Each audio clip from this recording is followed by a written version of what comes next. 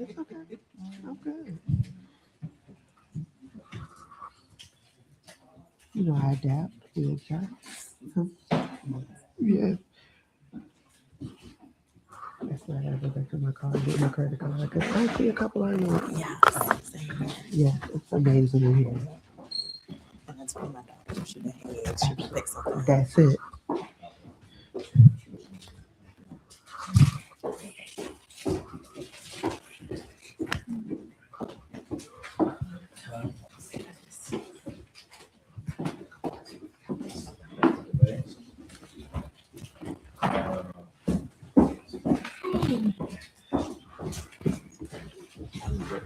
Hi, sunshine.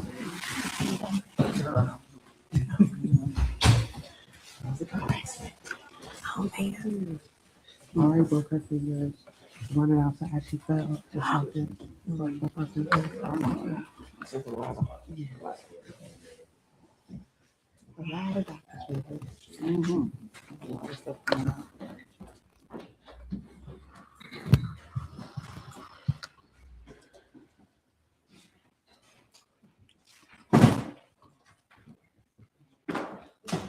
I'm gonna have to get my leggings this combined people. For sure.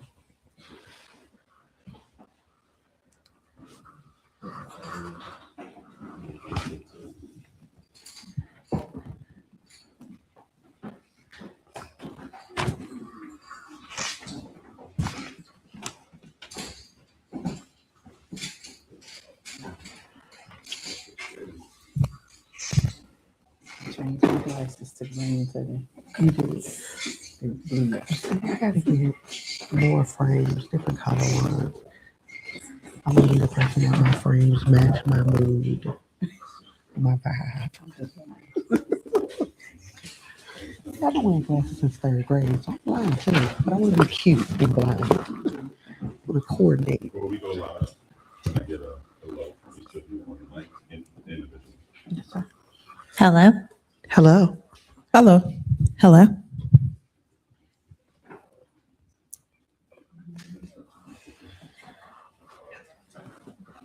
I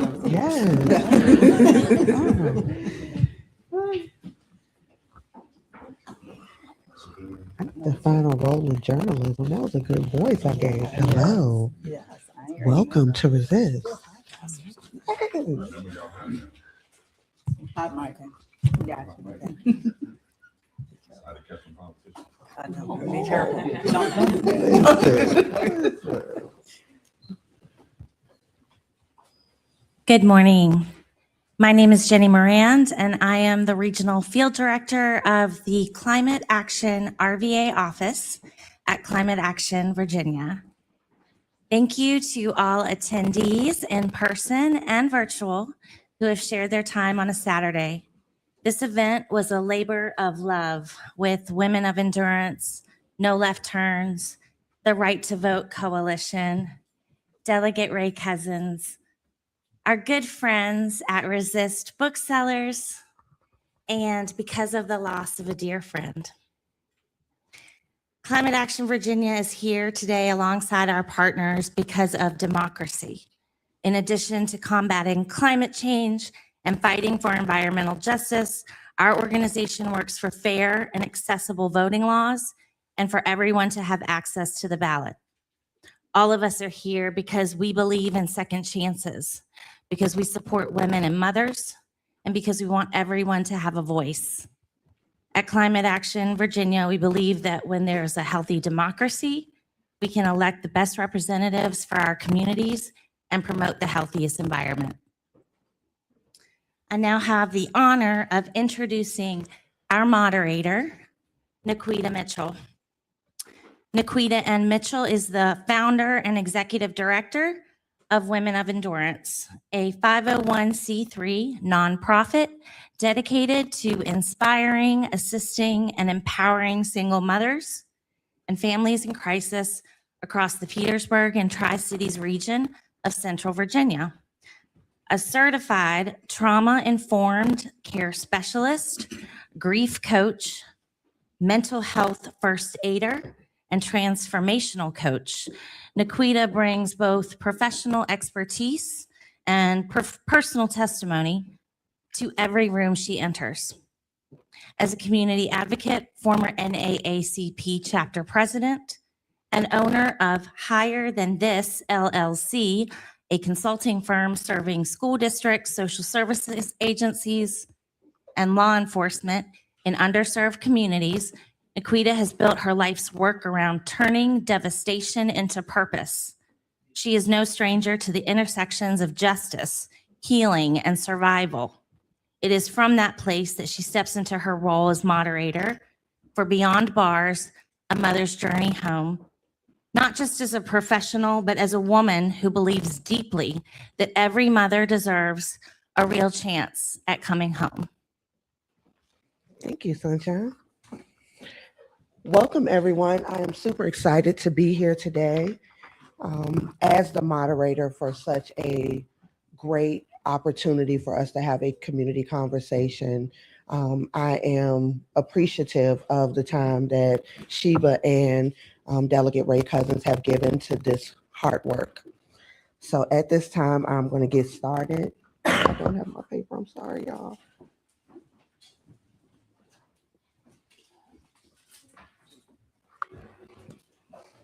All righty. We are sitting at the intersection of Second Chance Month, which just ended on Thursday, and Mental Health Awareness Month, which started on yesterday. And this is not a coincidence. Today, we honor mothers who came home, mothers who are still waiting, and mothers holding everything together on the outside. This event is dedicated in honor to Sincere Born Allah. Let's get into it. At this time, I want to introduce our amazing speakers and panelists who will be here with us today. I'm going to start with right beside me, Sheba Williams. Sheba Williams was born and raised in Richmond, Virginia. She is a Norfolk State University alum. Come on now, you see the green. With a bachelor's degree in business management. She has a professional licenses in cosmetology and barbering and is a master instructor. In 2012, Sheba began working exclusively as a mobile barber stylist, traveling to clients anywhere from DC to North Carolina. Meeting so many people from different walks of life and being actively involved in so many community service projects, Sheba found that more people than she realized had at least one thing in common with her: a felony conviction.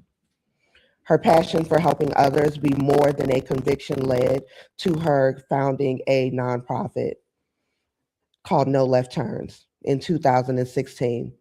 This organization was born to support systems for those impacted by mass incarceration, but quickly evolved into a day-to-day fight for removing the policies and stigmas around a past conviction. Sheba sits on several boards to include Virginia NORML, Virginia Civic Engagement Table, Richmond Black Restaurant Experience, Cannabis Equity Reinvestment Board, Commonwealth Catholic Charities Housing Development Board, and she is the Henrico NAACP's Criminal Justice Chair. She is the owner of Styles by Sheba, the Institute of Forgiveness, and Sheba Williams Consulting. Most importantly, she is a mom of 3 young adults. Can we give it up for Sheba?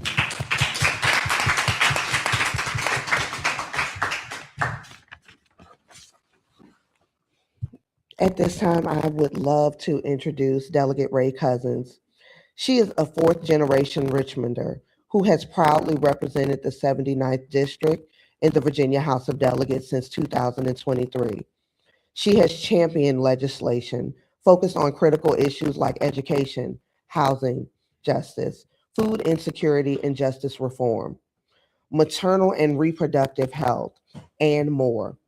Delegate Cousins has been a leading voice in the House of Delegates for communities struggling with food insecurity by passing legislation to address hunger in K-12 schools and on university and college campuses.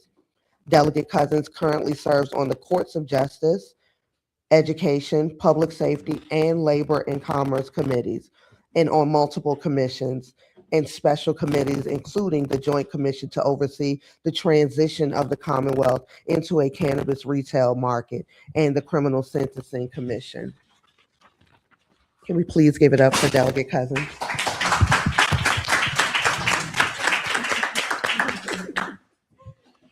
All right, y'all. So we have heard more about our speakers, which should let y'all know that they are more than qualified to be a part of this conversation. So at this time, I get to start asking y'all some questions to find out more about how y'all feel about just the necessity of this conversation about Beyond Bars, a mother's journey home. Sheba, since you are closest to me, I'm going to start with you, girl.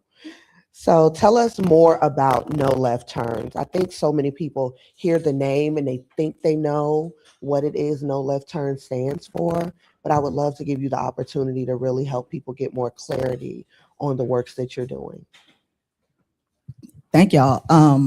No Left Turns was founded 10 years ago, May 16th. Yeah. Woo, y'all, 10 We got an years. anniversary, y'all. It is not NASCAR related because I get that a lot.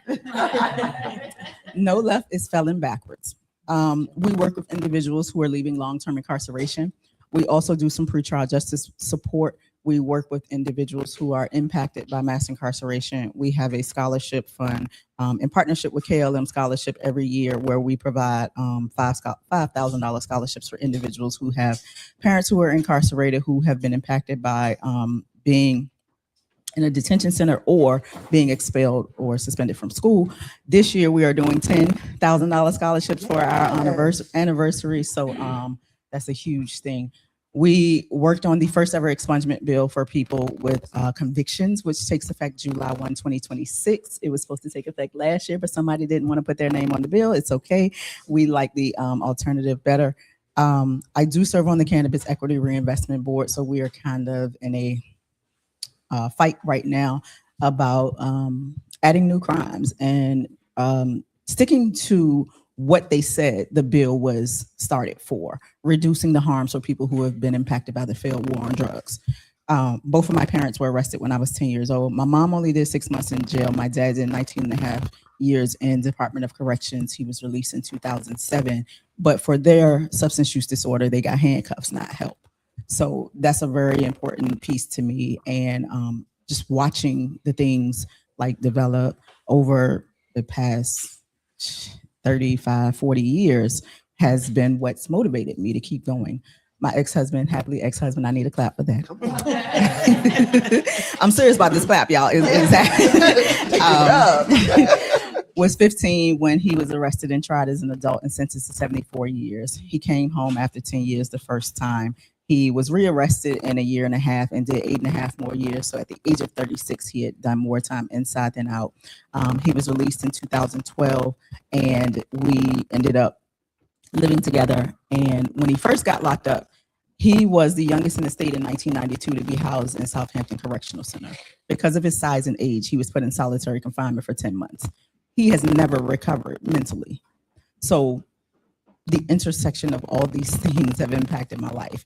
And then I was wrongfully convicted in 2004 in the county of Henrico. I was able to co-host the first ever expungement clinic for Henrico County, September 13th, 2024 or 5. I can't remember. It just be blending. But also, most importantly, I am one of the co-leads of the Right to Vote Coalition, which works to remove felony disenfranchise from Virginia state constitution after 124 years. So it'll be on the ballot this November, and that's a really dear thing to my heart. We were kind of thrust into the fight 5 months after we were incorporated in 2016 and have been fighting ever since to make sure that people know their status, they know what can happen. And through all the changes and all the different administrations, we've been the people who have done the education. So there's a whole lot, and I'm here.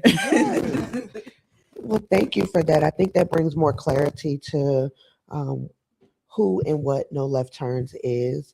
I think for a lot of people, they had an aha moment about No Left being felon spelled backwards because so many thought it did have to do with NASCAR.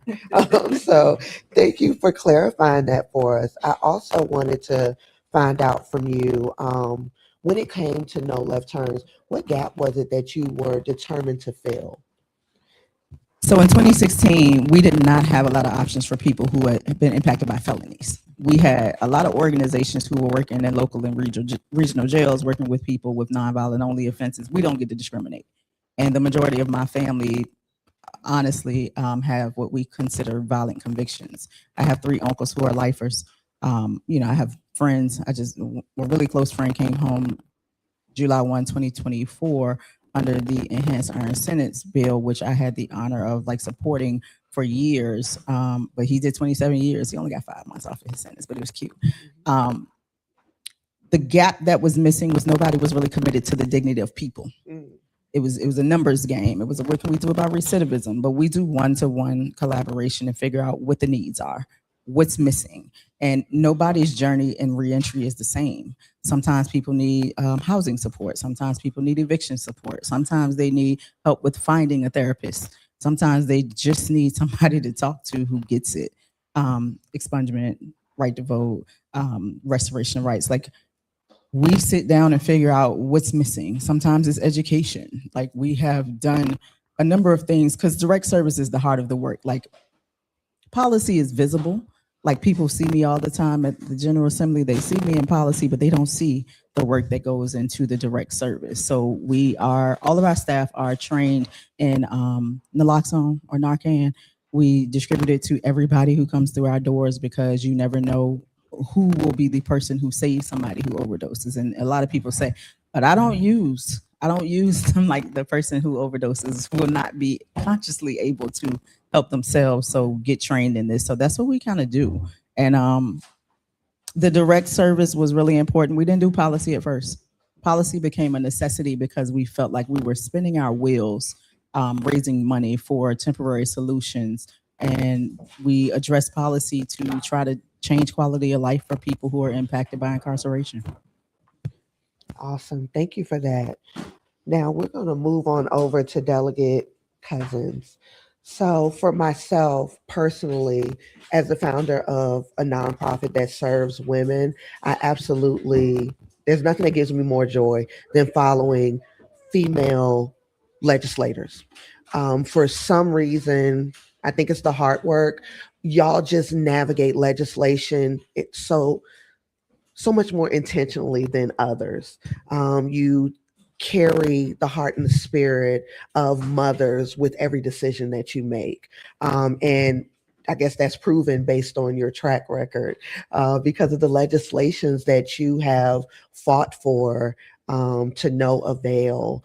I wanted to have you talk more about, because now that everyone is able to put a face with a name and they know who you are, I wanted to see if you could talk more about House Bill 860 and House Bill 857. Those are 2 bills that I know had more of a maternal foundation, but it had more of a justice kind of, I want to say, intentionality behind it. So if you could talk about those and let people know more about kind of what just happened in 2026, that was a game changer with these 2 bills. Yeah.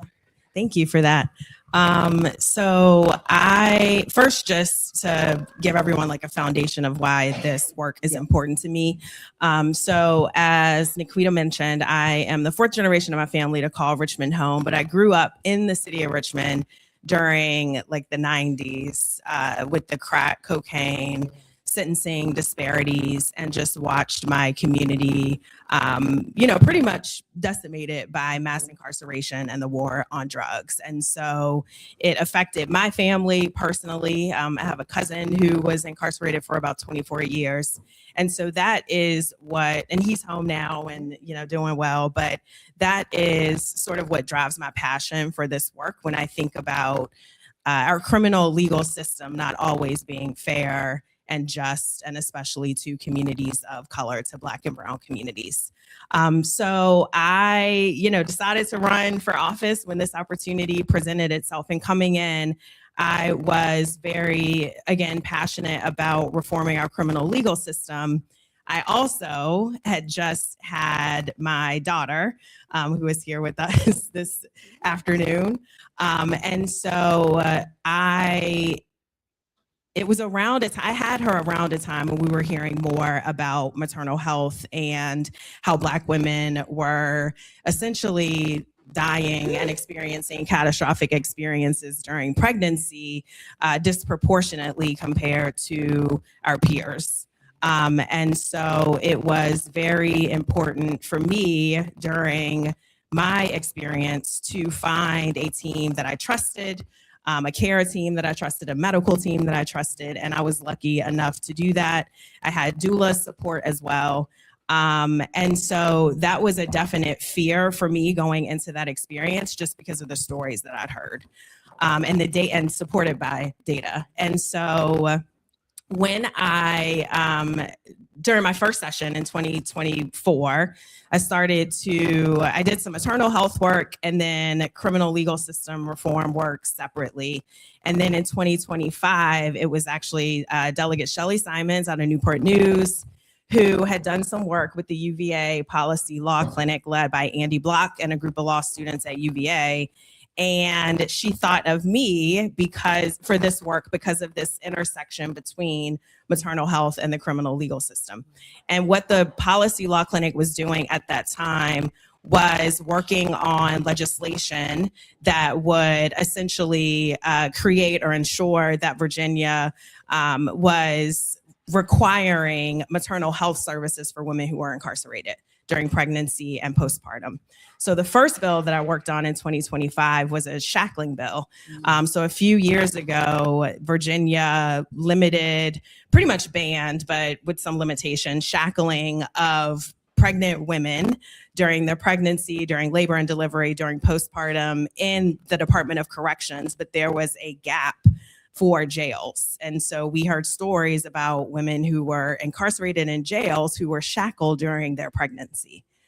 And so in committee, we had 2 women who were formerly incarcerated provide their stories as testimony. I carried a bill to essentially ban shackling in jails of women during pregnancy, labor and delivery, and postpartum. We had 2 formerly incarcerated women who testified. One of them who told a story about how she was shackled during a C-section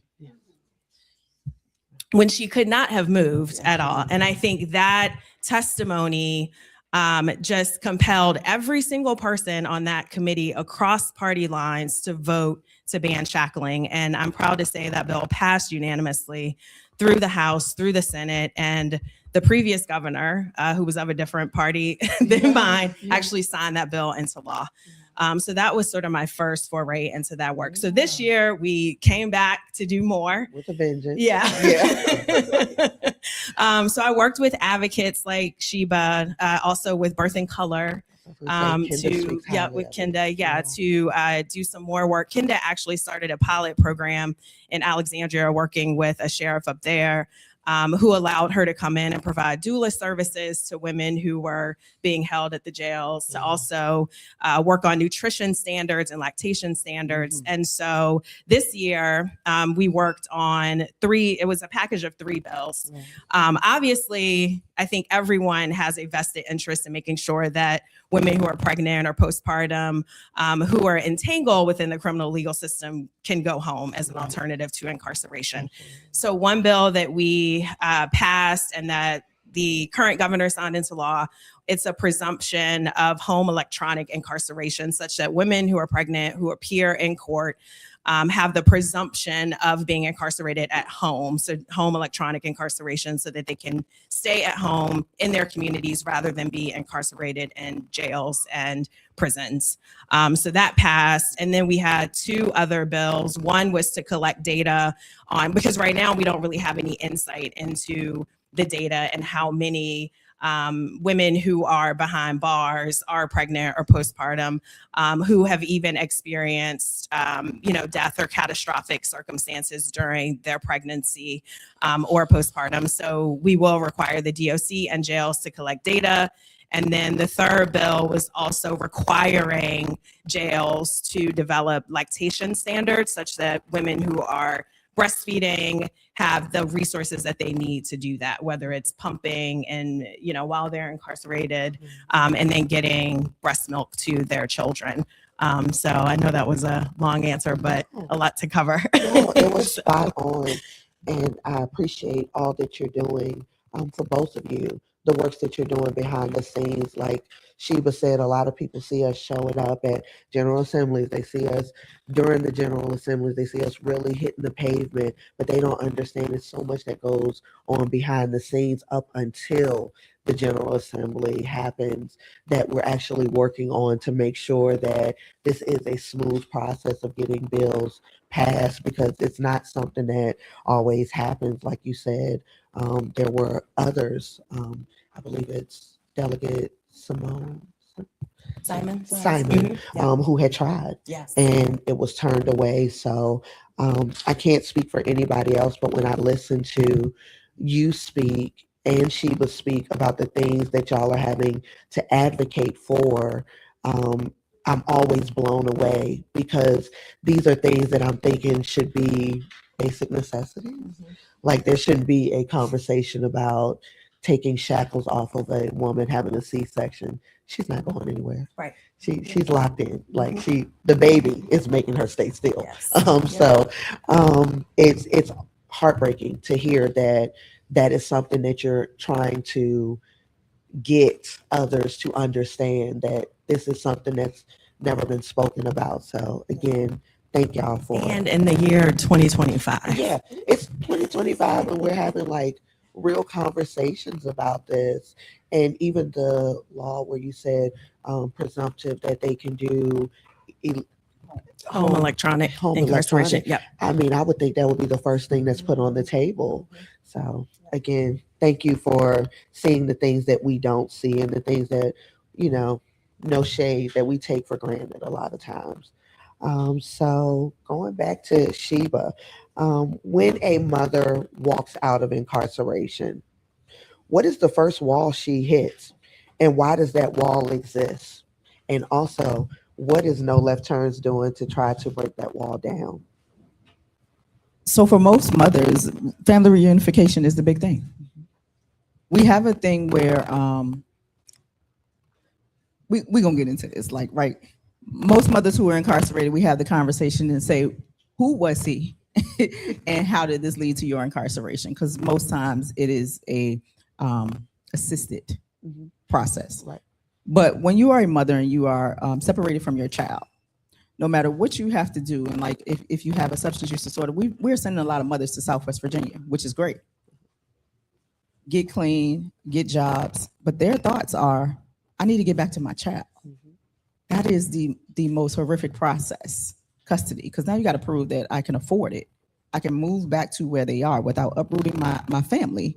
Now you got to start over. You got to go back to where you came from. And a lot of times Richmond is the hub, right? Richmond is central. A lot of people come here because we have more transitional housing, even though it's not a lot. We're central like area, right? So you may go to Southwest Virginia or Hampton Roads or Northern Virginia, or wherever you go, but you want to get back to your child. Going through the court process can be heavy. So we do the support. We offer the support around like whatever, but like everybody's different. It depends on what your child's age is. It depends on what their goals are. It depends on how far they are. And let's be real, like in the past 2 decades, the number of women who have been incarcerated has increased by 800%. We only have 2 women's prisons. Yes, we have women who go to the work camps at Riverside Regional and different things like that, which is right here in your area. But we have 2 women's prisons compared to all of the men's facilities. Women have the least amount of programs, the least amount of access to people who support them inside. So when they come out, like there's not a lot of support. And I'll tell y'all what my phone calls sound like every day. Most men call and say, I need help with everything. No plan, no specifics. I need whatever you have to offer. Most women have a plan and they say, I have done X, Y, and Z. I'm in school. I have secured this. I have worked this place. I just need help with 1, 2, 3. And we can pinpoint down to what we need help with. You know, there are anomalies, but that's what I deal with on a day-to-day basis. So we try to navigate the resources across the state.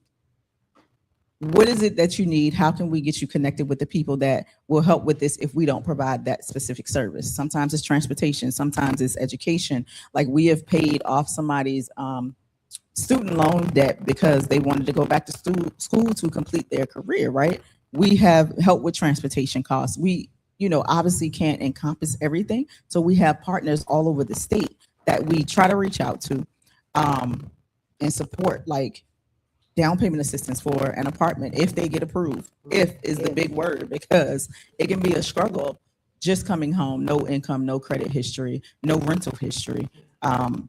But the most important thing for mothers all the time is, how do I get my kids back with me? I can't go to a transitional house if it's not family specific, right? That's the big thing. And we do everything we can to make sure that people get not just a job, but a career, a living wage career, right? Because you can work and work and work. And we know what the cost of living looks like for somebody who's never been impacted, but do you know that there are 60,000 plus collateral consequences that come with an arrest or conviction? That means that after your sentence, there's still more sentencing. And what that means is you may not be able to chaperone your children on field trips. You may not be able to be a CASA volunteer. You may not be able to be an organ donor recipient. You can always donate your organs. But if you have certain crimes, you may not be able to receive life-saving organs. Like we know about the nuances, employment, housing, education sometimes. We don't think about if you need to move into public housing, that may be a red zone that may be restricted by your parole or probation officer. You may not be able to live in tax credit or LIHTC eligible apartments, which are most of your apartments or communities that are based on your income, if you have certain convictions, because there's a look back period. And oftentimes it starts at 10, 20, 30 years. So you're looking for communities, you're trying to find somewhere to stay. And if you're anything like me, when I was convicted, I didn't have the time. I wasn't sentenced to jail, right? I walked out of court with an F on my chest that I've lived for the past 22 years. And I had 3 kids under the age of 5. And I had just moved back to Norfolk to go back to school because I felt like with kids, I can't tell them to finish a thing if I don't do it myself. So I moved back to Norfolk with no family. I just gotten hired at the hospital, Centera Norfolk General down there. I was actually working in women's health, labor and delivery, postpartum, antepartum, newborn nursery, special care nursery. And I had to figure it out. I had to pay full price for daycare, $1,300 a month. I know that a lot of people are paying $1,300 a week now, but we had a routine. I was working 7 p.m. to 7:23 a.m., not a minute after. I would go pick my kids up from daycare, get them ready for school, on the bus, dressed, fed, all the things that y'all put me in charge of as a mother. They get on their bus, and I would race across town to go to classes from like 9 to 3. My son is autistic. He's 25 now. He had to get out of school at 1 p.m. because he was going to Easton for for occupational therapy and speech therapy. So he had half a days. We had to navigate all these things. And I don't know when I slept in that time period. I still can't kind of figure it out, but we were always going. And in the middle of that, my grandfather was diagnosed with lung cancer. My mom was his primary caregiver. So I would drive her up every Sunday and I would roll up for him. He passed in 2012. The law is over, like statute of limitations. Helen, I don't want to see.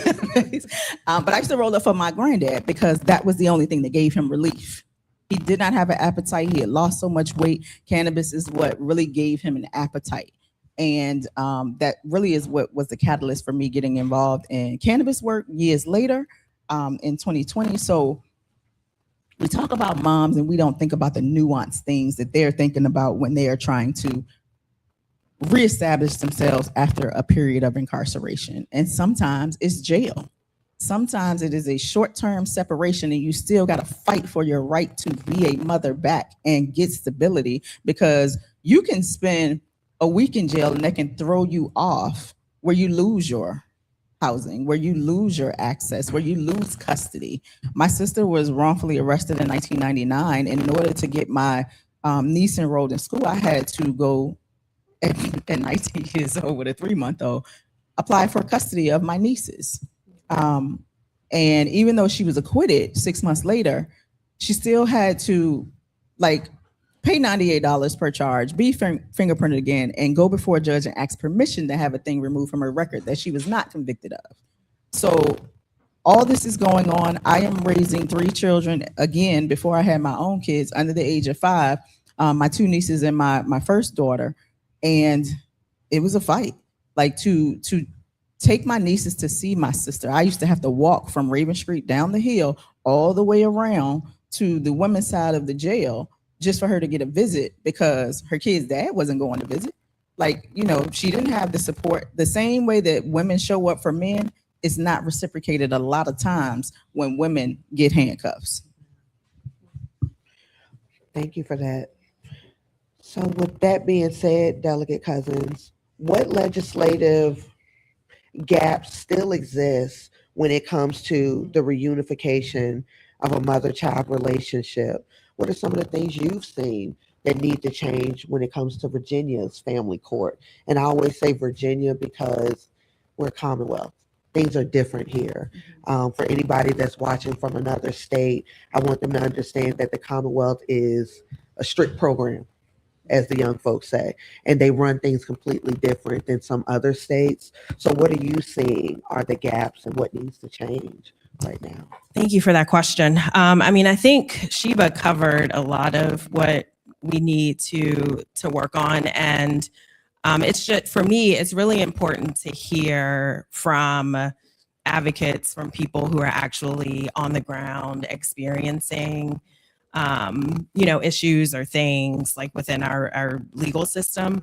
So I don't practice family law. I don't practice criminal law. Like, I'm not in a court every day. So that's why it, for me, is important to hear from people with lived experiences. But, obviously, I think we need to focus on just reentry all around and making sure that people have the resources that they need to be productive when they leave incarceration. And so that's an area that I would love to focus on more. And I think a part of that could be figuring out the steps to, or at least like educating women on the reunification with their families, such that that's not a barrier once they get out. Like, we're sort of handling that before they even get home.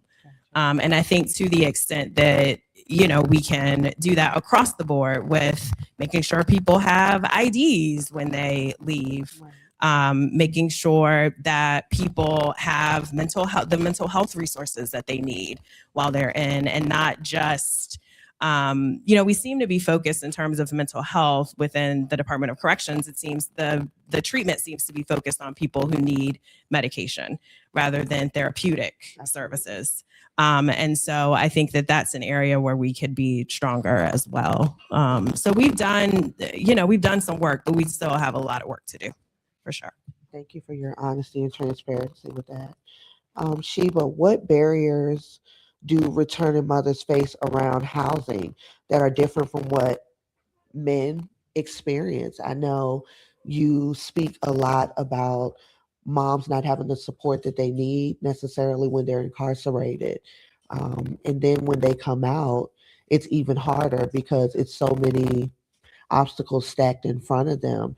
I know I call you all the time about single moms in Hopewell and Petersburg who are getting out of Riverside and just wanting to start over. But it is one of the hardest things for them to be able to secure housing. If they do secure it, they're finding out maybe 2 weeks later that they've checked their record and they don't qualify.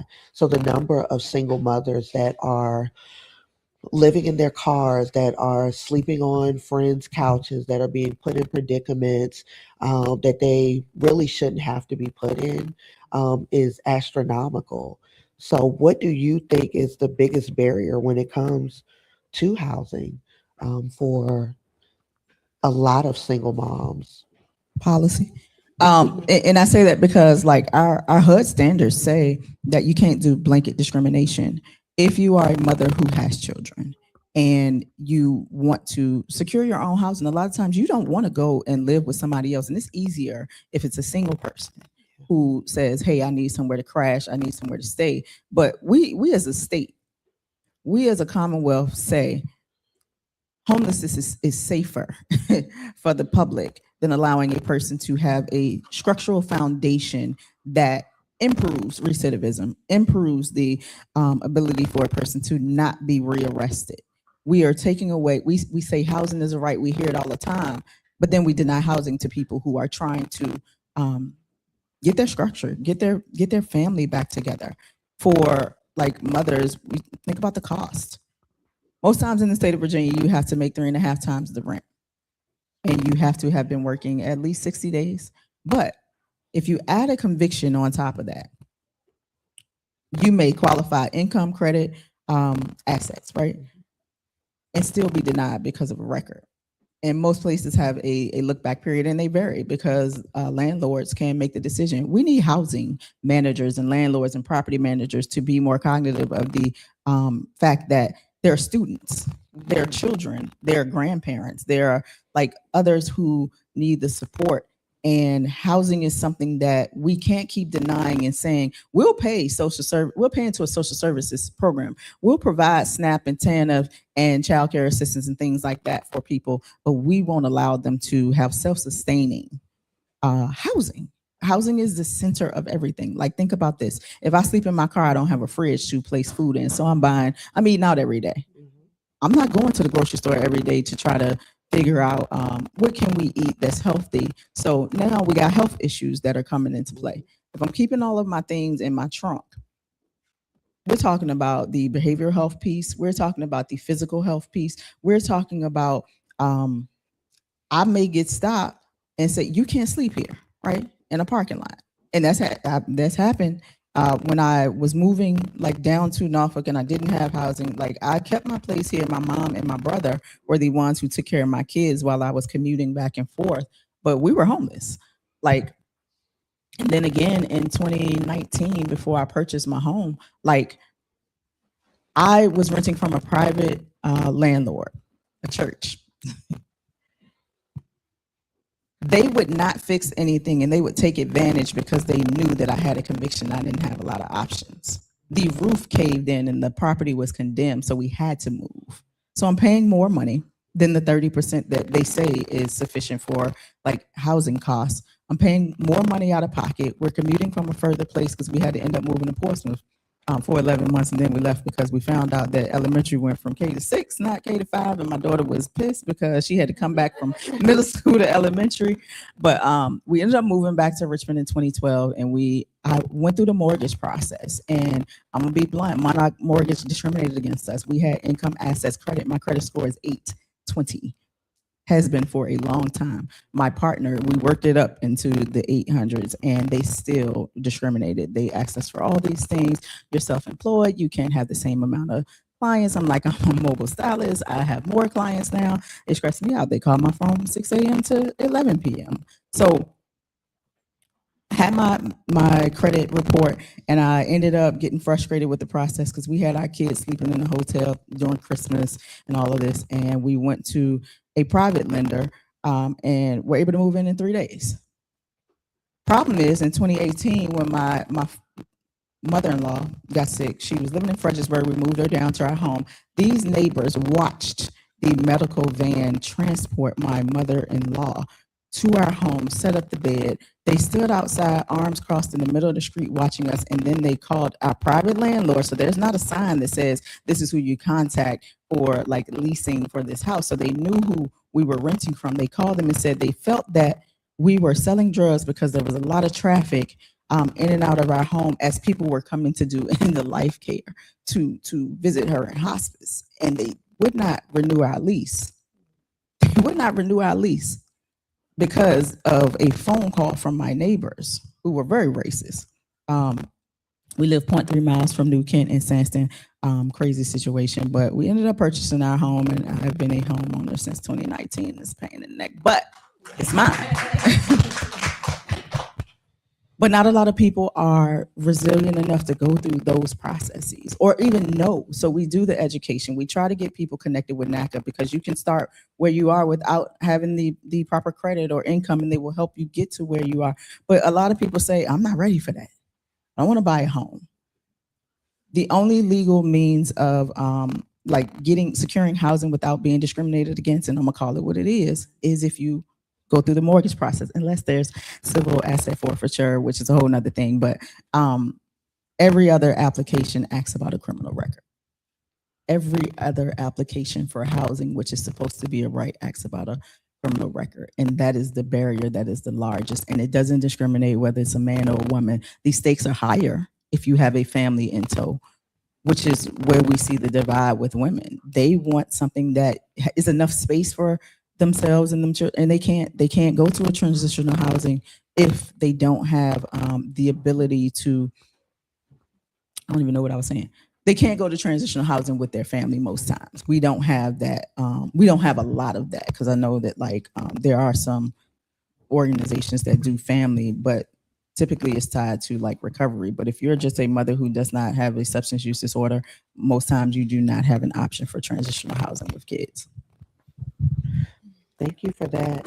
Now, I know you said something about that there's always a box that is requesting information in regards to you being a felon. Now, I know that Senator LaSharice Aird had did the ban the box and had got that as far as employment is concerned.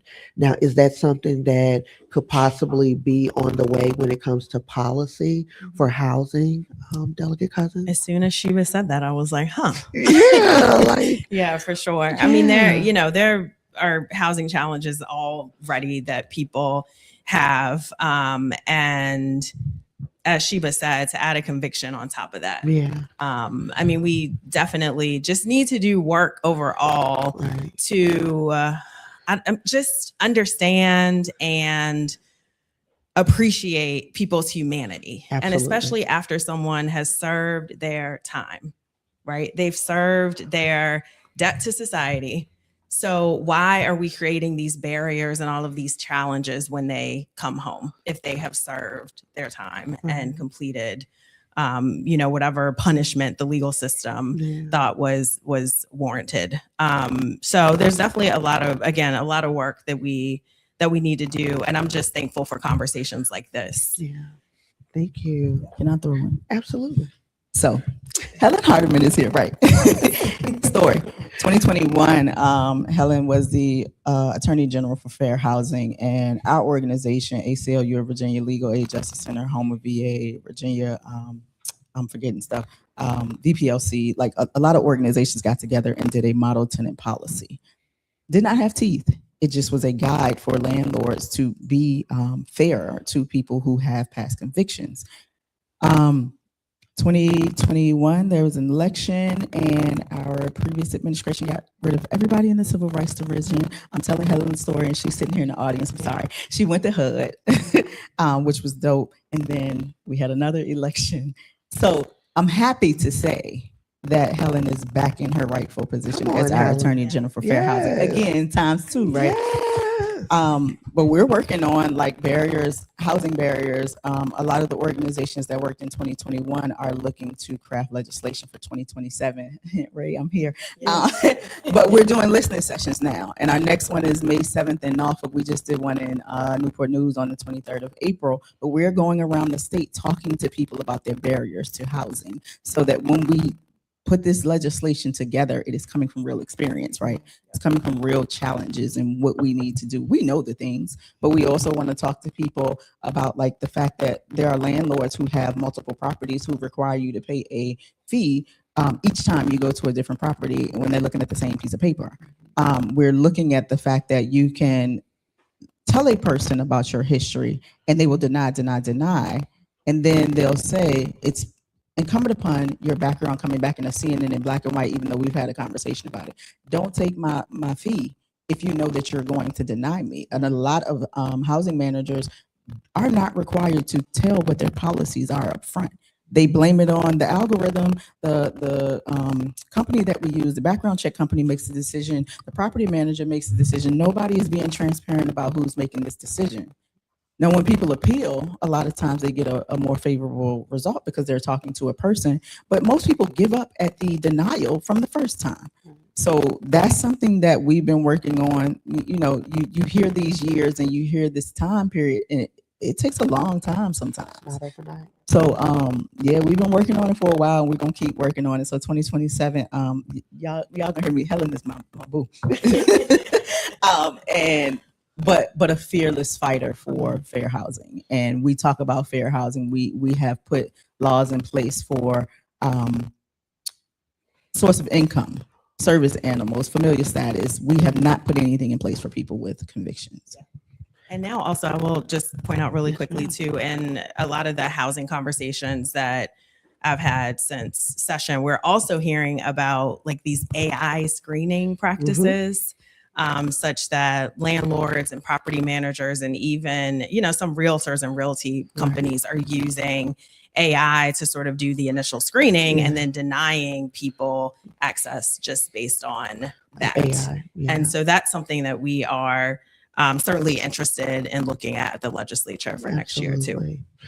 Thank you for that. And please let me know if y'all trying to do a listening session in this area. I would love to tag team that with y'all, because with Women of Endurance, we have so many single working mothers who are doing everything that they're supposed to do to start over. And then it's literally, like you said, AI is telling the landlord, don't let them live here. It's literally, like you said, the rollback is literally sitting there. It could have been 10 or 15 years ago. It's still showing up. So I love the fact that you are always doing expungement clinics. I don't think we can do enough expungement clinics. And I always encourage different localities to start thinking about all community members, not just the ones that you see living a good life in certain areas that you think are doing well. Think about everyone, because a community is only as strong as its weakest community member. So if you do have felons in that community that are not being able to be upward with their mobility, there is still something going on in your community, that there are not systems in place that can help these individuals get to where they need to be. I'm gonna correct you. We people first language. We are not felons. We are people who have past convictions. We are people who have felonies. We are people who, like, I am a person who lives with a felony, but I'm also a college graduate. I'm a business owner. I'm a mother. Absolutely. We call people, we use people first language. So individuals, y'all hear it. And I absolutely love when we are comfortable enough to let individuals know how to navigate this world. Everybody is not versed in people first language naturally. So we have to maintain that. And if we do have a people first mentality, we are going to make sure that we set up systems in our communities to make sure that all people are taken care of. And a lot of times in our communities, we don't. So I greatly appreciate you getting me together, girl. Get everybody together, honey. Let the people know. So with that being said, I want to make sure that we hit on the fact that there are nonprofits who are trying to do the work. Talking to another founder and executive director of a nonprofit. We all know that due to different administrations, a lot of nonprofits are not getting the funding that some of us thought that we were going to get, or that we believe that we should get. I love the fact that you are always talking in regards to collaborative efforts and working with other organizations, legislators being pulled in so that it is a collaborative effort and that we are hitting the ground running on all levels. What does that look like when it comes to legislators? Because every legislator is not doing listening sessions like you are. How does a nonprofit founder or nonprofit organizations build better relationships with legislators? We see a lot of what legislators could be doing, but I know for a lot of legislators, they want to do the work, but they're not necessarily knowing how to go about doing it. How did you build a relationship with a Sheba Williams as a legislator? So I think I met Sheba after I won my primary, because it was a very competitive primary. I heard. And Sheba knew that I had expressed interest because I was very open on, the campaign trail, if that's what we want to call it, talking about my passion to reform the criminal legal system, just because I thought that during the last time that we had a trifecta, we did not go far enough at all. And so that definitely was one of my, my sort of premier or primary issues coming into office. So met Sheba. I mean, she, is from Richmond, Churchill. And she came to me with a piece of legislation. And essentially, I mean, she didn't say this, but essentially her approach was, you said you were interested in this on the campaign trail. This is what you said you were going to do. So here's a piece of legislation. And it was the second look legislation.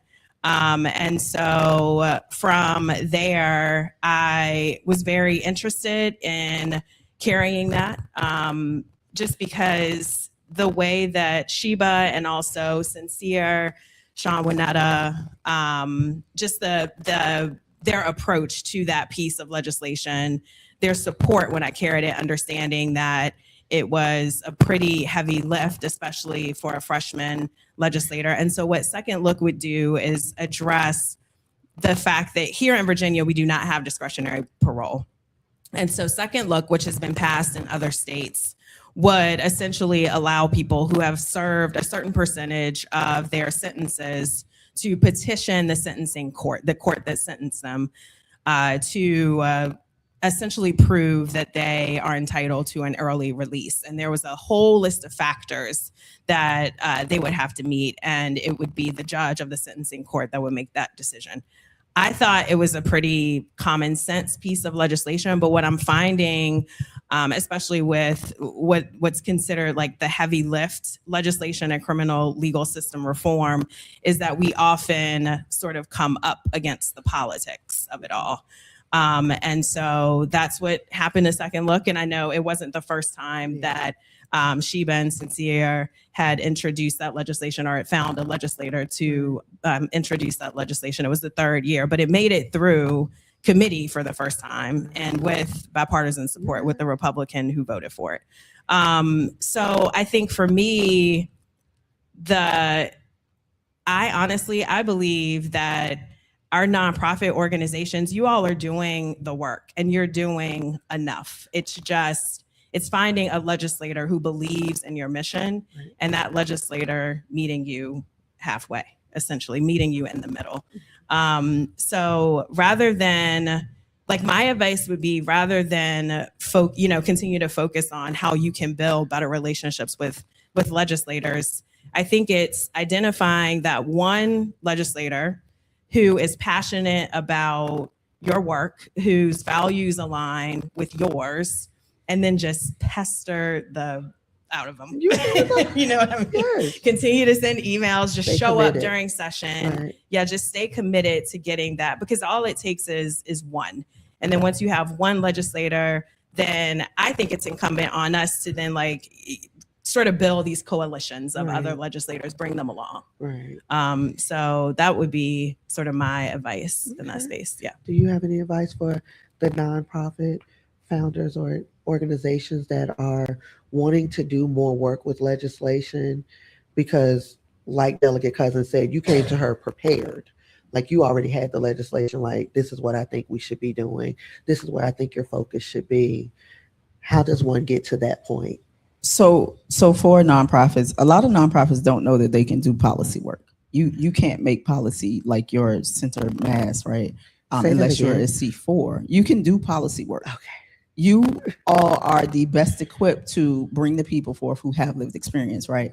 And like, Ray is an anomaly. Yeah. We have become family. Yeah. And like January 31st, 2024, our first time testifying with her carrying Second Look. And I co-author Second Look with Sincere, SIP, Sean Winetta, Justice Forwards, Brian Kennedy, FAM, like a lot of others came together to craft this legislation. And Sincere, Quadir, and JJ, who are the inspirations behind the bill, were still incarcerated. So we reached into the prisons to talk to people who knew the policies around DOC, who knew what would be the barriers. Like, we did a lot of legwork. We talked to people in DC who came home under the IRA bill. We put our hearts into this, and that's not what you get a lot of times with legislation. And there are legislators who, like, I always encourage people to talk to people who they think are in opposition, because sometimes it just takes education. Yeah. Now, Ray came fully prepared, William and Mary grad, like, you know, I know the things, but like, and having experience with this system, you don't get that a lot of times. A lot of times you're responsible for doing the behind the scenes work with data, with information, with taking people to the legislators and presenting the problem and saying, this is why this needs to be changed. We abolished parole in 1995 in the state of Virginia. And we know, like, pre-1995, we had this super predator model where we would give people hundreds of years. I have a friend right now who has his clemency packet in, who had 124 years for bullets, firearm, no injury. And that's ridiculous. Like, my dad got sentenced to 38 years for a robbery with no gun, no injury. And he did 19 and a half years, but when my oldest nephew was killed in 2018, the young man who killed him and shot another man in the back got 5 years. And because it was COVID, and because of my faith and my ability to have grace and mercy, I advocated for his early release, so he only did 3 years. Finding a legislator who connects with what you care about is really important. We have to work our bill, and it is a very hard thing, especially in criminal legal systems work, right? We don't get the good stories. We get those people don't deserve. Those people did the thing. We don't understand that some people are over sentenced, and there's no consistency in sentencing a lot of times in our work. So they're human beings. I send an email, pick up the phone, make the connection. I stop by people's offices and say, hey, I got a thing, right? Don't be shy about introducing yourself to individuals that you don't know. They are human beings. And what you don't realize about each legislator is there was something that pinpointed them that pushed them to run. They may have come in caring about an issue, but they have to be omniscient about all issues. They need you as the expert to educate them on soil and water, on labor and commerce, Yes. on like different things that they may not be well versed in, because what they came into the legislation to fix, they then adopted all the other issues. So if you want to see change, it can't just stop at the voting box. Like, we encourage people to vote, but we also encourage people to be educated about what they need for their community and hold these people's feet to the fire. When you say, I need a thing for my community, don't just let them take your vote and walk away with it and then turn their backs. Like, and I'm gonna be very transparent in this moment. There are legislators who have blood on their hands. My God. Because when this bill was killed this year, it was a political gain. And I lost my friend in part because of that, because he took that to heart. The people that he left behind in DOC, we were devastated when we had to make the decision to kill this bill. And he took his life because of the way that this game was played with policy.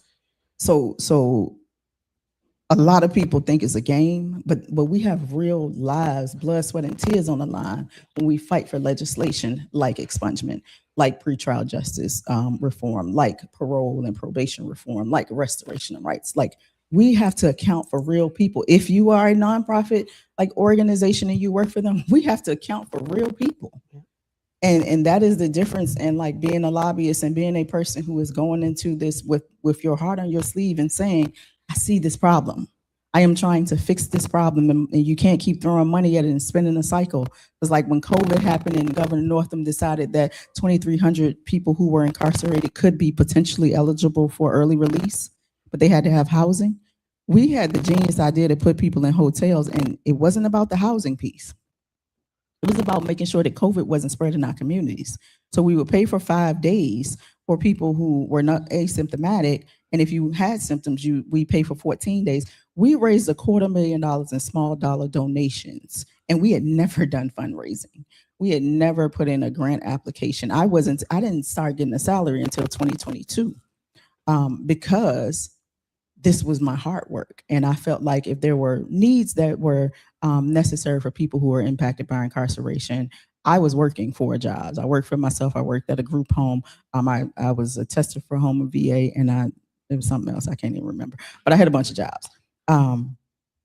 We raised $250,000 in small dollar donations, and then we realized that after these 5 or 14 days, people had nowhere to go permanently, and that's when we started tackling like housing policy. But like, first bill that I ever successfully got passed was eliminating fines and fees as a barrier to driver's license suspensions. So you think about like, I do a whole lot of things and I touch a whole lot of places, but it is all tied into quality of life for people who have been impacted by incarceration. And people always say, well, why that group? That's my family. That's who stands shoulder to shoulder with me. In November 2023, when our previous governor purged 3,400 people for technical violations, which was illegal, we put together a rally in 48 hours on a Friday afternoon. We just caught Capitol Police by like 10 minutes, and they processed our application to give us permission to do it. And I had guys and ladies come from all across the state who could not vote. We found out the night before an election, and thankful Virginia has our own Voting Rights Act where we do same-day voter registration. He was able to vote for the first time after that election, and my dad, who had been disenfranchised for 35 years and became the center of a lawsuit in 2023 against the Youngkin administration for changing the restoration of rights process. In an effort to moot the lawsuit, the governor reinstated my dad's rights, even though he had denied them months before, and my dad was able to vote for the first time after 35 years. So my experience, I fight, and not everybody is equipped. Not everybody is ready. Some people, there are different positions that you can play in this. You may anonymously want to share your story, but that can change somebody's life. And I'll be like very clear, like, I didn't share my story for the first time until like 2019. And it was because I was like, I just want to get through. I just want to raise my kids. I don't ever want to talk about that moment sitting in a courtroom, the only Black face for 3 days, and being convicted because my co-defendant, who had a previous theft charge, was caught red-handed in charge of accounts payable and accounts receivable, which is illegal. 2 years after I had been laid off from the job, not fired from the job, but laid off, which means that there was no fault of my own. I was receiving unemployment. She had previously been convicted. When she got caught red-handed, she pointed the finger at the only Black employee, and that was the only thing that Henrico used to convict me. There was no additional spending. There was no evidence of anything. White co-defendant pointed the finger. My court-appointed attorney kept trying to get me to take a plea. I said absolutely not. And I'll not gonna throw shade, but Patrick Bonham, who was convicted of like fraud as an attorney and was disbarred and then got his seat back, kept trying to get me to take a plea, and I refused because I was innocent. But if you look at Virginia State background check, I am guilty. So I've lived with this conviction, and it made me mad as hell. And that's what pushed me to fight. And that's what pushes a lot of people to get into it when they're not prepared, when they're not ready. So our synergy is different. Ray spoke right beside me at Sincere's memorial service. You don't get that a lot. You don't get that often. And there are some legislators who, shout out to Destiny, LaCherice, like Joshua Cole, like there are some legislators who get in their communities and listen to people, but there are a whole lot of them who, if you don't have a dime or a dollar, they don't want to hear it. I'm not gonna name them, but we'll see how I feel later. But like, there are some who have blood on their hands for playing this political game, and you have to know like what's at stake, what you're willing to risk. Because I am transparent as hell, and I put all of it on the line because I found the first time sharing my story that it meant helping somebody else. I love that. Thank you for that testimony, because that's exactly what it was, and that's exactly what it takes. I know for some of us, people will tell us that we're too transparent, not understanding that a lot of times our transparency is the blueprint for someone else who is trying to navigate a really tough season. And I am grateful that both of you brought up the amazing Sincere. multiple times. For those in the room who don't know who Sincere is, I would love for Sheba to tell us a little bit more about the fight that he had with his invisible sentence, even though he was fighting alongside you to actually get the second look bill passed and advocating left and right for those that he left behind in DOC, especially with this being Mental Health Awareness Month. Could you tell us a little bit about the amazing man that sits behind us and is forever in Look, our I did the thing. Sincere was family. Like he's the person who has been closest to me for the past 3 years. Like I met him 6 years ago while he was still incarcerated, and like I said, Jerry James, Quadir Patterson became the inspiration behind Second Look. They were our consultants, advisors on the bill. Sincere was pardoned by Governor Northam January 14, 2022. 2 days later, they were on the Senate floor being honored by Senator Boysko. I forgot Senator Boysko. That's my girl. But she considers him her son. A legislator who met him while he was incarcerated, who by hosting a roundtable, going into the prison and talking to people who were incarcerated. She was not well versed in criminal legal systems, anything. She just knew that there was something about him. So he came home and became a consistent figure alongside me in General Assembly. And I remember him telling me years later, like, we've traveled the country together in the name of justice. In 2023, he got hired by Reform Alliance, which is a national nonprofit founded by Meek Mill, Jay-Z, Mark Rubin, and some others that work specifically on probation reform. We would strategize. I'm talking about 3 o'clock in the morning. It is nothing to get a text to say, what do you think about doing this? And I'm like, why are you up? I was up too, but never mind that. We're not gonna talk about my unhealthy sleeping habits. But we see a lot in policy. He nominated himself my unofficial co-director. Like he was my co-host for my first ever conference last year, the Virginia Justice Conference. We're doing it again September 10th through the 12th. But he made himself my co-host. Showed up for everybody, poured into everybody. And I'm talking about in personal and professional capacity. He was always authentic. We went to detention centers together. Like we have mentee. He stole my mentee, y'all. My mentee came from ACLU of Virginia. We were introduced, and next thing you know, that's his mentee. Our last picture at Thursday Night Caucus at Black Olive was myself, Sincere, and Alton, who is our now both of our mentees. But his dedication to the work was so heavy because he said, I have survivor's guilt. I made it out, and I got to make sure that the people that I left behind who became my family, who are my chosen family, get a fair shot. He would take the calls. He would answer the JPay messages. He would go back and forth. Like there's a paid job that he's compensated for, but going into the detention centers, being a Rise for Youth advisor, helping with all my stuff. Like if I was out of town, he would go help somebody with rent support. He would go help somebody get into a hotel, diapers, milk, whatever. But most importantly, like this is somebody that I love.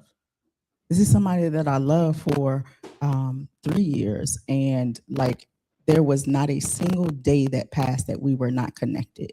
We would start our mornings with good morning, grandma, because I don't know how I became grandma. And like the story behind it is his grandmother was the longest standing legislator in Black legislator in Massachusetts history, Gloria Fox. She passed 11/11/2024 up in Boston. He's from Boston. If I leave that out, he'd probably kill me. But he was incarcerated here in Virginia for 24 years, and he did his sentence without a lot of family support. So the people who were incarcerated became his family. The people who are released became his family. His roommate for 4 years was pardoned on the same day as him in 2024. And if y'all don't know, January 14th is the day before inauguration, before Youngkin got in office. So we had to scramble to figure out where two people who are not from Virginia could live safely and thrive. So, you know, that's a little bit, but like there's so much. He did so much in so little time. They built a gazebo in my backyard in December. I don't know. He was a father. Like his baby girl Serenity is 2 years old. I'm going to see her after I leave here. I think she's become my child now. But that was the love of his life. And you know, one of the last texts that I got from him was to carry on his legacy and make sure that we get second look to the finish line. Even in his turmoil with his mental health, he had a mental health crisis January 12th that started January 12th, and he took his life January 13th. January, y'all, February, sorry. February 12th it started, and February 13th he took his life. And we spent all night texting and calling and trying to like save him. He had already made up his mind. And a lot of people asked the question, who are you to carry this legacy on? I'll tell you who I am. I was the person in Sincere's life who checked in on him when a lot of people called for what they could get from him. I was the person who he would vent to about all of the things.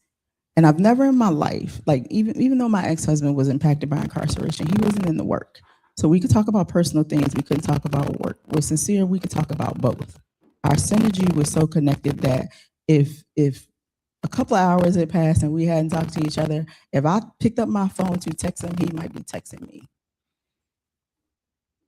We shared 11:11.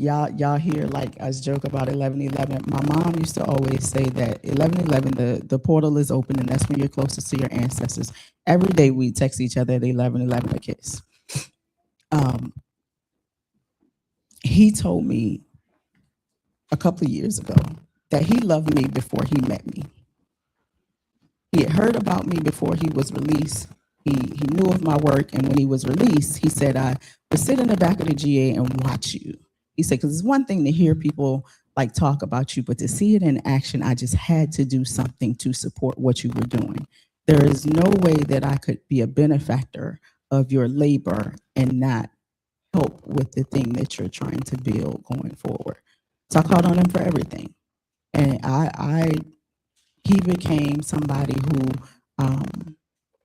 sat with me on the anniversary of my mom's passing. He became somebody who like was on call like for anything. I was in an accident September 13th and blacked out. He got on the phone all night with my kids. This boy got in touch with everybody in my family who he never met to try to figure out like where I was. And once, you know, everything was, I was fine. I had a concussion. That's why I'd be forgetting stuff. But he was the protector. He was the person who made sure everything was good. And I will go back to the day that our bill was killed this year. There were tears. Like there were real tears. And I looked up at him and Senator Boysko. We were standing in the corner and I said, we got this. We got this.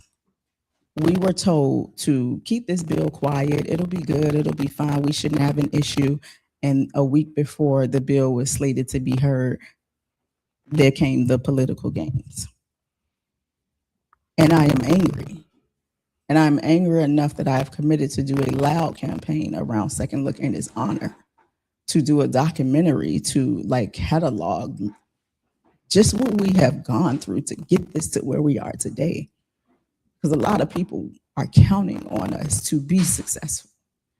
And even though he's not here, and I look at this text over and over again because there were no signs.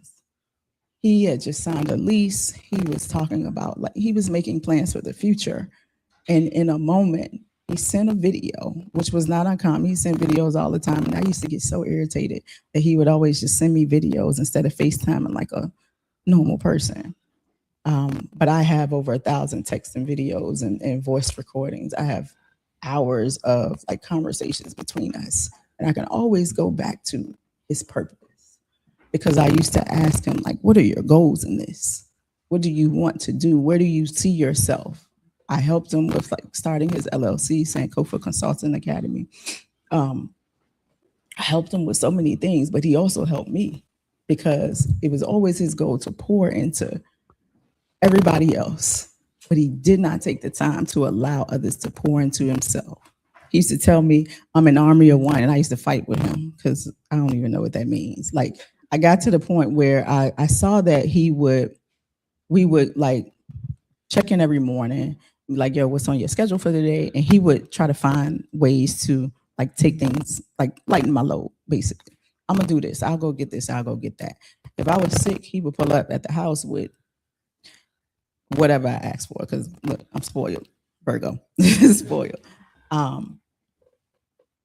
So he got sick one day, and I decided I'm gonna go pack this basket. I put like Suit Mucinex. I went to Bath and Body Works, got the men's collection. Ocean took the thing, and he just looked at me like, "What are you doing?" And I was like, "This is what you do for me." And he had never had somebody who considered him. And I want y'all to think about what that means. Is somebody who's pouring and pouring and pouring and never being refilled.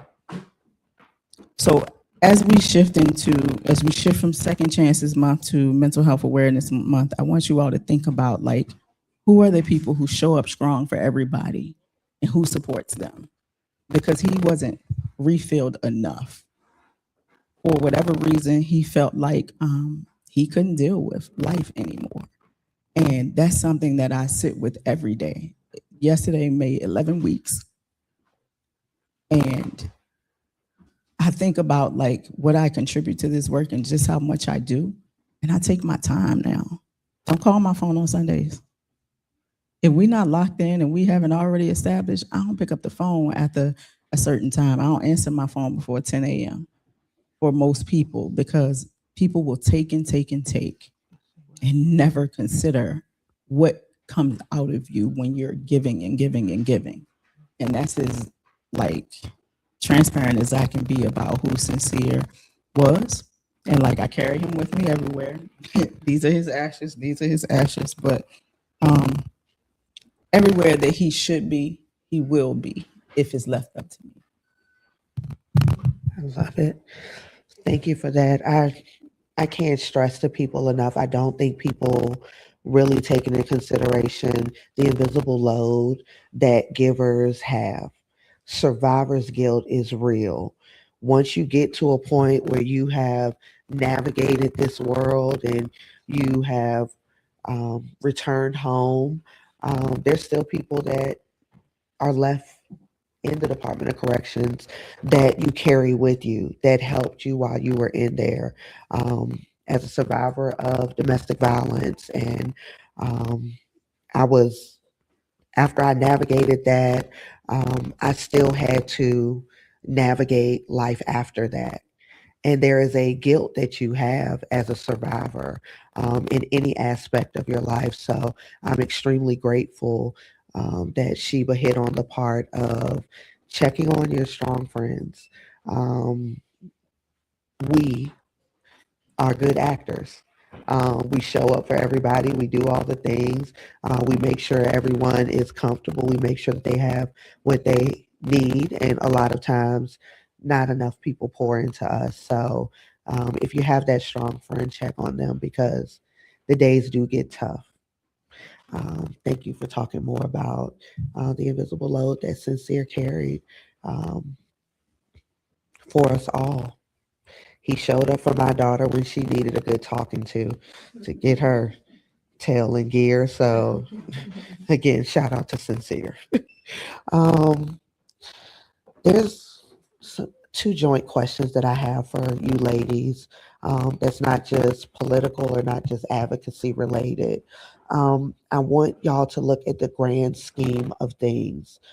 What does our community, not just government, not just nonprofits, have a responsibility to do differently in how we receive people who come home and their unaddressed traumas? I think I touched on this a little bit earlier, but I think just appreciating everyone's humanity when they come home from, being behind bars, and I think listening as well, understanding people's experiences, listening to their experiences, understanding. So I participated in a TED Talk a few summers ago, and it was at Green Rock Correctional Facility. And during that TED Talk, well, it was a TEDx talk. And during that TEDx talk, there were residents at Green Rock who actually presented poems. There were a couple of people who just gave sort of remarks about their life and how they got entangled with the law. A few of them did like musical performances.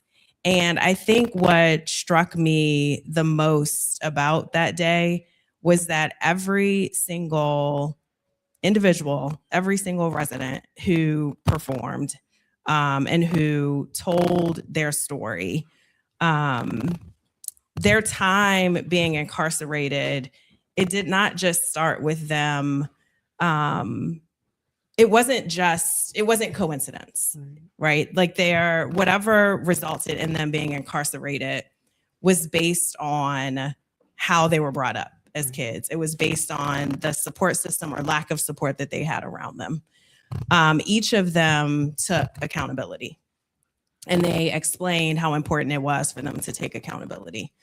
Some of them had even made amends with, if there was a victim involved, they made amends with the victim or with the victim's family. And so I think the criminal legal system and what happens there, and especially when people are incarcerated, it's so nuanced. And I think we have a tendency to try to be so like black and white about it, to try to, attach this like black and white approach to it, that you did something bad, you made the decision to do something bad, you serve time, and now like you're not a good person. And so you don't deserve, like, even though you've served your time, you don't deserve to achieve or succeed because look at the lives that you affected. Not understanding that, and then also trying to apply like this sort of broad stroke to victims and victims' experiences and forgiveness. And so I think we just need to, and I know everyone in this room is interested in this conversation because you're here, but to people just generally, it's just understanding and accepting people's humanity. It's looking back to understand what resulted in them getting entangled in the legal system in the first place. And what can we do to address those issues? And then just giving people a second chance, giving people the grace to rebuild their lives after, being incarcerated. And there was one more thing I was going to say, I just lost. And just listening and making sure that we're like giving people the resources that they need. And if the other thing comes back to me, I'll jump in and say that too. So I'm gonna get into my statistical brain. Okay. Now I want y'all to, like, how many of y'all have somebody who's been incarcerated or have been impacted by incarceration? 1 in 3 adults has some sort of record. 1 in 7 adults in Virginia has a felony conviction. 95% of people who come into DOC come home at some point. We send home about 12,000 people per year. We have about 22,000 people in DOC. Used to be 29,000, but we decarcerated with earned sentence credit and not keeping people on parole and probation forever. Like, we did some work to decarcerate in DOC over the past year. So I'm proud to say July 1, about 900 people came home as a result of enhanced earned sentence credits. Governor Northam pardoned the most people of any governor, period. And a lot of my loved ones came home under Northam, right? But think about our state budget. Our number one line budget item in Virginia state budget each year is typically public safety. We spend $11,333 to educate a Richmond Public School student, according to TCI, Commonwealth Institute for Fiscal Analysis. I'm a nerd, y'all. I remember numbers, I keep them in my head. We spend about $33,000 to incarcerate an individual each year. Our priorities are saying that we will spend 3 times more to incarcerate than to educate. Sincere always says education is the passport to the future. He loves that Malcolm X quote. He gets on my nerves. It's ingrained in my brain. But that's the truth. It is. Investing in higher education. We just got the Pell Grant, access to the Pell Grant back for people who were incarcerated last year. And people are getting college degrees, but there are 60,000 plus collateral consequences that come with getting these degrees. We spend millions of dollars to educate and take in trades and apprenticeship programs in Department of Corrections. Y'all heard, like, I'm a licensed barber by trade. There's a 20-year look back on Department of Professional Occupational Regulations application. In 2016, when I was diagnosed with cervical cancer, I took off work for a while, let my license lapse, and I redid my application. I checked the box to say, yes, I've been convicted of a crime in the past 20 years. I lost my license for 16 months, and I was told that I may steal from myself. Right. I set the prices, I set my clients, I may steal from myself.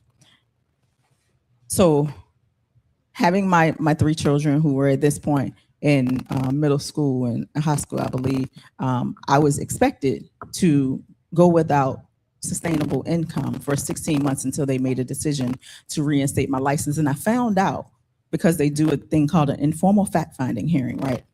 This informal fact-finding hearing is 2 attorneys and a court reporter, almost like walking into a deposition. They do not prepare you for it. They do not tell you that you're going to have to defend the thing that you have already been convicted of. They didn't care that I have a Styles for Grades program where I give like discounts on girls' hairstyles and free haircuts every quarter for students who make good grades. They didn't care about how much I gave back and volunteered in my community. They didn't care that I worked at a group home. They didn't care that when I worked at Centera Norfolk General, I processed credit cards, IDs. I was in charge of making sure that people's IDs were scanned for safety in the unit where, women's health. And there had never been an issue the 9 years I worked there, but I was fired from Centera Norfolk General because Medicaid laws in the state say that you can't have a felony. You can't have a barrier crime. The state of Virginia has over 100 barrier crime laws that mean that you can work through these things, you can go get your degrees, and yeah, we have a ban the box option, but ban the box is not the greatest thing because you can check that, you can bypass checking that box, you can talk about it in the interview, and then when your background check comes back, they will fire you, which means that you've put in your notice at this prior job, you get hired, go through orientation, the employer has invested in new hire options and the cost of that, and then they say, we got to let you go because the state law says you can't work here. Medicaid is the highest payer in the state, and they make the decisions about who can work. Texas has 12 barrier crime laws. We got to make that make sense. We are saying that people can spend their money and invest in. I got a 6-figure debt for my college degree that I cannot use. I cannot use because of the crime that I was convicted of. I have 3 children. My oldest child has her master's in social work. She graduated from North Carolina Central and University of Denver, Colorado online when she got her master's. My son, who is autistic, is 25 and will not leave Hampton University. I'm trying to get him to leave. He keep extending this daggone graduation, but he will graduate in August with his dual degree in architecture, his master's and his bachelor's. My baby girl, who is my pain in the neck, and if she's watching, she will be talking mess. She has her criminal justice degree. She graduated a year early from VCU. She decided to go back to school for grad school, so she's practicing, and she will go to Howard for law school. I can't use my degree, but I make sure that they use education as the pathway to make sure that we work on sustainable housing, which is my son's job, social work, which is my oldest daughter's job, and criminal justice and being an attorney for my baby girl. I don't want to be in this work forever. The vicarious trauma that comes with the work and holding secrets and holding stories and holding space for people who are often dismissed is heavy. And I don't want to do it forever. I do advocacy training to teach people the process, no matter what they want to do. If they want to get into policy, if they just want to have a conversation with who is important to have a conversation for, if they want to run for office, because part of getting your civil rights reinstated is not just voting, but running for office, being a notary Republican, serving on a jury. Stop ducking jury duty, y'all. A jury of our peers is the reason why this young man got 5 years for killing my nephew and shooting somebody else in the back. When we abolished the death penalty in 2021, I was just coming off of a death penalty eligible case. My childhood friend and her 15-year-old son were killed by her partner. He was death penalty eligible, but I knew the history of racism in our death penalty system, and it was important to abolish it because it's bigger than my experience. My 3-month-old cousin and her mother were killed by the same bullet in Belt Atlantic Apartments a couple of years ago. They named the street after them, right there off of Midlothian. We were not looked at as survivors or victims because we were in favor of second look. January 31st, 2024, Delegate Ray Cousins was a freshman. And that was the most difficult testimony I have ever given. I was shaking because I have lost 20 plus loved ones to gun violence since 2017. I believe in my faith. I believe in grace. I believe that if we are asking people to listen and be understanding to people who are returning from incarceration, that I have to be the example. So when we talk about when people come home and what we do for them, look at them as human beings, because these are your neighbors, these are your siblings, these are your brothers and sisters, these are your coworkers, your parishioners. They are everywhere. 95% of people who go into Department of Corrections and Bureau of Prisons come home at some point. We have to stop pointing at a person's conviction and start looking at them for the whole person that they are, because the moment of conviction is not the beginning and end of their lives.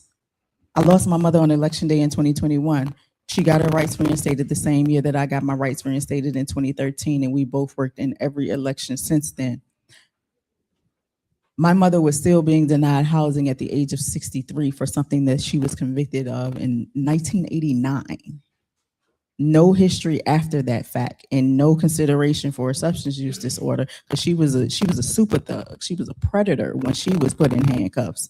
Not somebody who loved our family and was the primary caregiver for every person who passed from cancer in our family for years. My auntie, my grandfather, my dad's brother, who is my uncle, obviously, but not my mom's brother. My mother took on the role of primary caregiver for everybody, and she was a human being.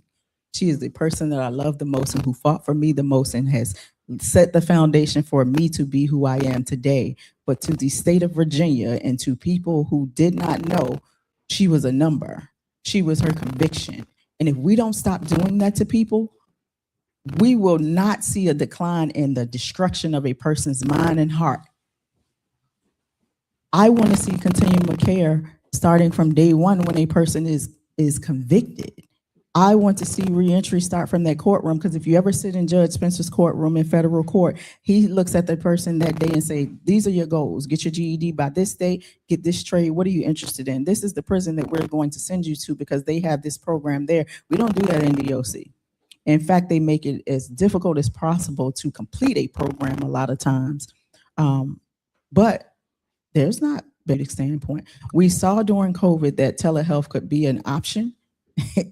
But we don't follow through with making sure that that's something that because when you find a therapist, it is a difficult thing to find somebody that you have synergy with. You want to keep that relationship going. And if you're leaving a facility and that determines if you still have access to the same therapist, that is a problem.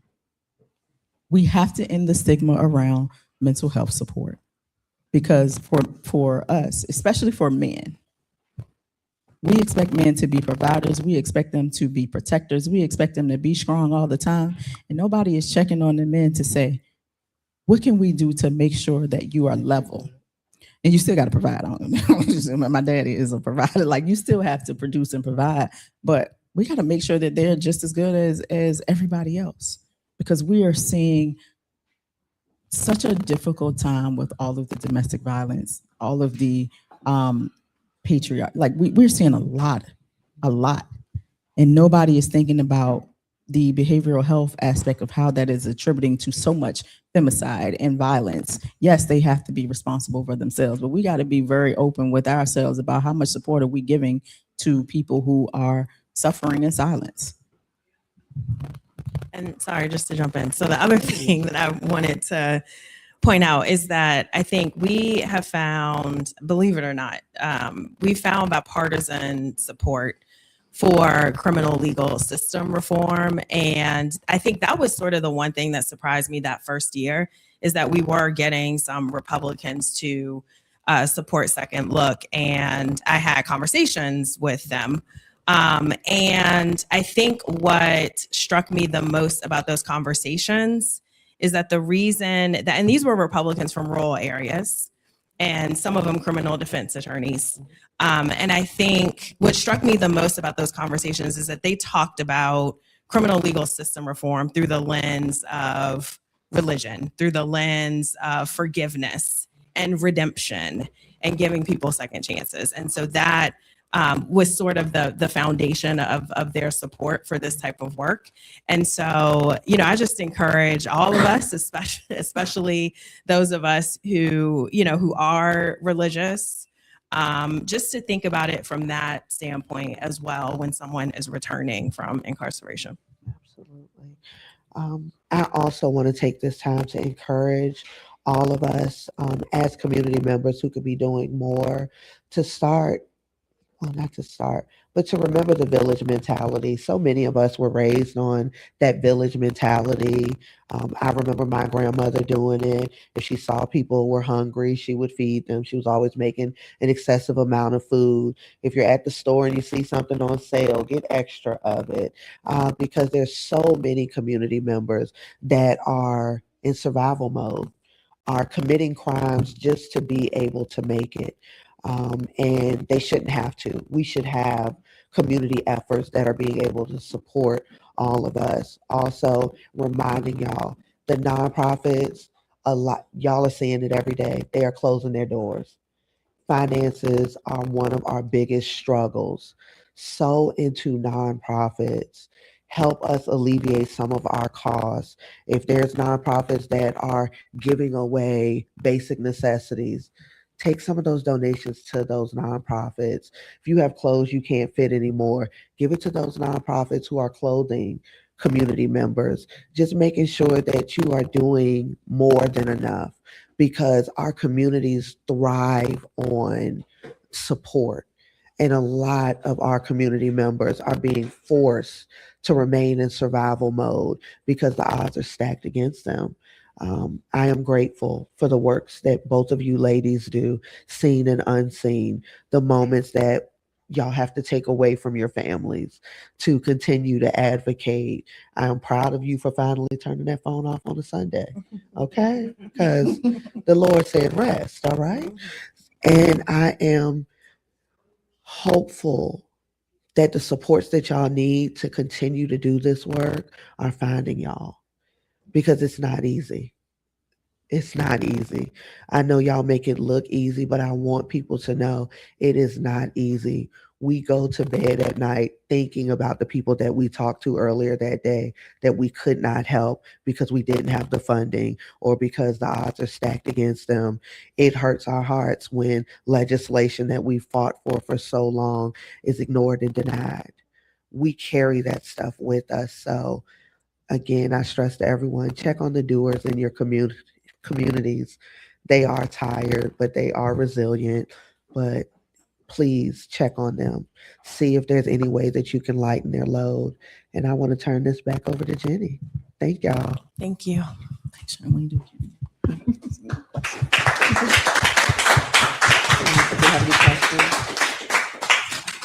We probably have time for one or two questions from the audience. If there's anyone who has something pressing or wants to share an experience that reflects the tone of this event, we would love to hear from you.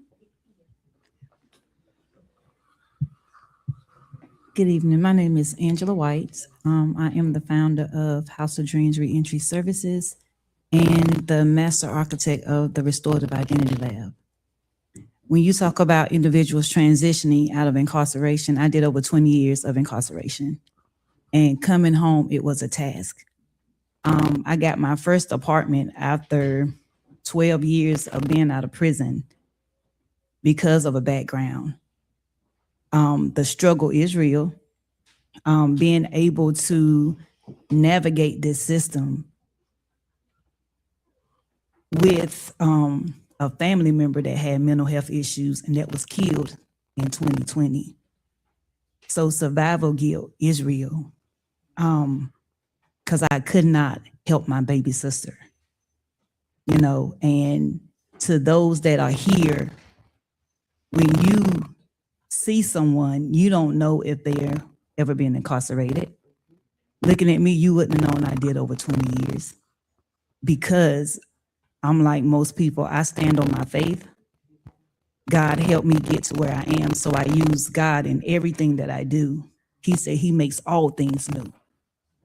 So when he changes you for the better. And people are always asking and seeking, like Sheba. I don't turn my phone off.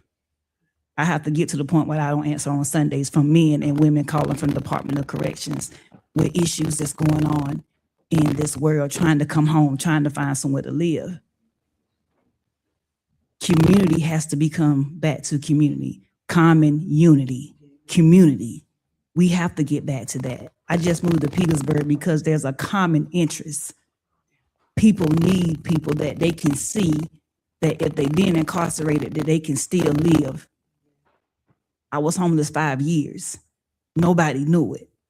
Me and she were being friends for a long time. She didn't even know I was homeless for 5 years because I didn't carry it that way. So please, when you see someone that's homeless, that's being incarcerated, trust me, they're suffering mentally.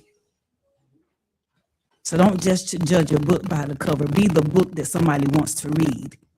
Be the Bible that somebody may want to read for that day.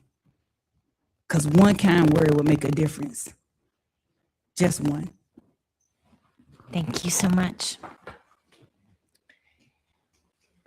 Thank you so much for sharing that. Is there anyone else? Yes, ma'am. I want to thank you so much for coming here to share.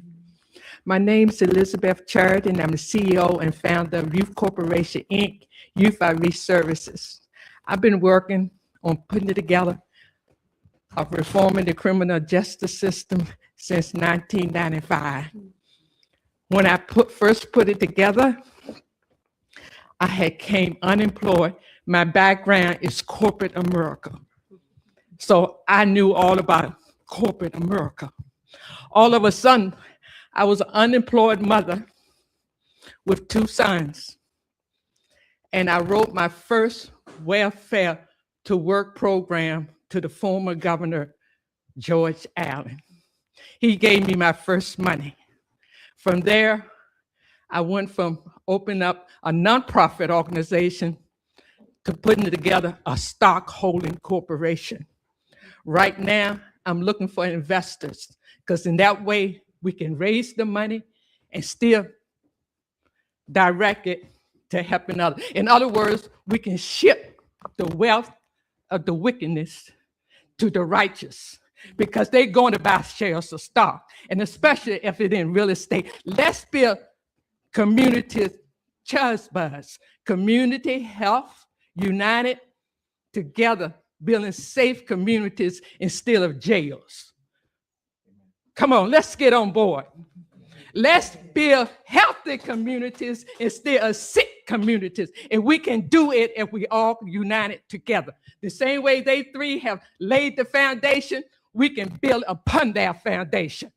Thank you for coming. Yes, thank you. One more from this gentleman back here. Thank you so much. Thank you. Ladies, fantastic what you share with everybody. We appreciate it so much, the work that you continue to do. We know this is just a small part of it. And I am just in awe, not only of those who are here, but the work that we must do. A couple of just quick questions and statements. I know about some of the work that's being done. When we talk about returning citizens, I guess that's the term, and the humanity that's important to demonstrate to these returning citizens. And you specifically are looking at the women and the issues that the women are not being given that opportunity to grow.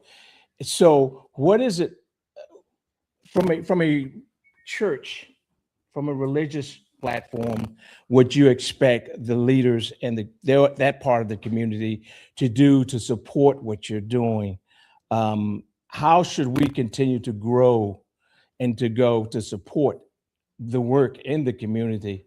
What would be your response? I don't have a microphone. I'm a church girl. Um, um, I believe that the work that the church should really be focusing on when it comes to conversations like this is being bold enough to have the conversations in the church. I do believe that, and I say this as a proud Sunday school teacher. I work with teenagers. My students are middle school and up. I am always trying to find opportunities for them to serve what some deem the less fortunate. I want students at a young age to understand life can flip at the drop of a dime, that anything can change in your life that can put you in a predicament where you are incarcerated. Just one bad decision, just one wrong ride with the wrong person. You sitting out there waiting on them. You don't know they're going in there to rob a store and they come out. Now you're an accessory to a crime. I want for us to have more conversations in the church with our youth because we are supposed to be training them up in the way that they should go so they will not depart from it. And what happens in those situations is that we don't prepare our children for life after the covering that some parents have on them. We have to have more conversations where we are bringing our youth to amazing places like Resist Booksellers and encouraging them to get books. Sincere has told us over and over again, like Malcolm X said, education is the passport to the future. We have to say as a church, are we talking to our children enough about their next chapter? Are we preparing them for their college scholarships? Are we getting them in the community? Because when you care enough, you do more than enough. And a lot of times we allow our children to not be prepared for the next chapter and expect them to know what it is. The same thing goes for our church leadership. We cannot continue to turn a blind eye to things. Jesus didn't even do that. So even in those moments, we have to reflect what we want in others. And it starts at the church. Most people go to the church to get guidance on how to navigate this thing called life. So if your pastor is not speaking of what is going on in the community and being a catalyst for change, most members get comfortable. They don't do more than enough because they're not seeing leadership do it. So I think more churches got to take it to the streets.